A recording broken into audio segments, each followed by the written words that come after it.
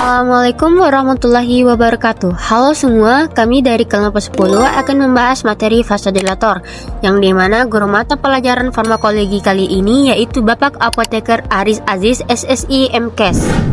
Kami dari kelompok 10 yaitu saya Mutia Mahmadiana dengan NIS 23026, Siti Virus dengan NIS 23043, Tri Wahyu Andini dengan NIS 23049.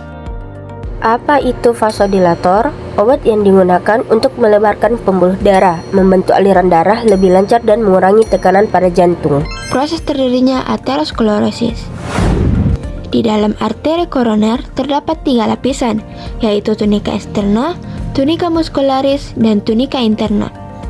Ketika kolesterol jahat di dalam darah kadarnya tinggi dalam waktu yang cukup lama, molekul ini akan mengendap di permukaan arteri yang kemudian akan masuk melalui celah sel epitel, membentuk deposit di antara lapisan tunika interna dan tunika muscularis.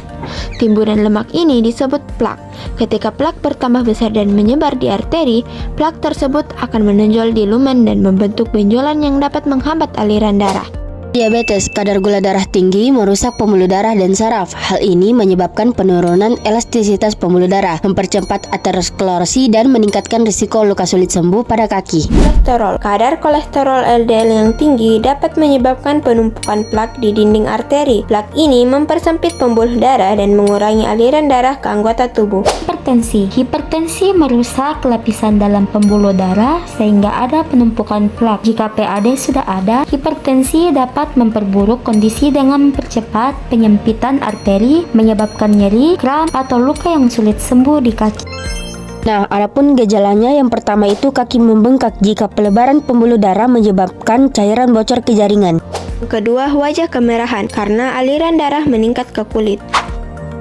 Yang ketiga, pusing dan sakit kepala. Karena pembuluh darah melebar, tekanan darah bisa menurun, menyebabkan pusing atau bahkan pingsan. Sebab itu, peningkatan aliran darah ke otak dapat memicu sakit kepala.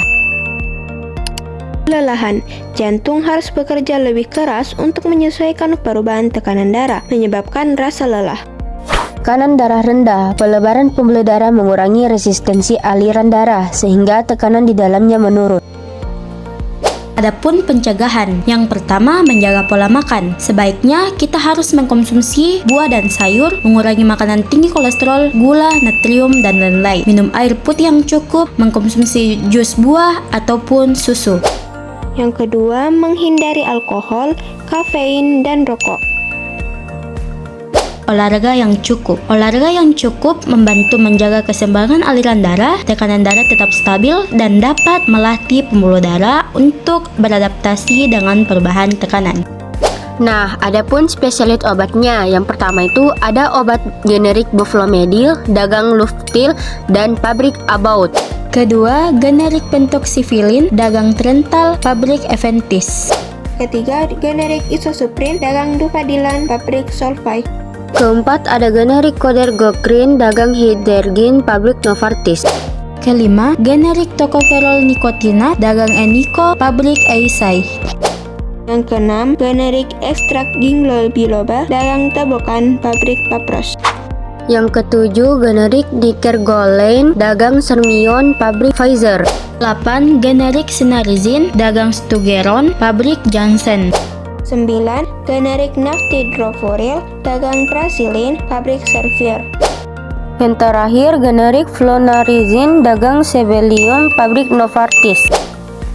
Kesimpulan, vasodilator adalah kelompok obat yang berperan penting dalam pengobatan berbagai penyakit kardiovaskular dan sirkulasi darah. Pemilihan jenis vasodilator harus disesuaikan dengan kondisi pasien dan dilakukan dengan pemantauan efek samping untuk menghindari komplikasi. Ilmu yang baik adalah ilmu yang diamalkan. Semoga apa yang kami sampaikan bisa memberi manfaat. Tetap semangat belajar dan berkembang.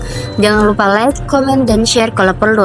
Sampai jumpa di video selanjutnya. Terima kasih sudah menonton.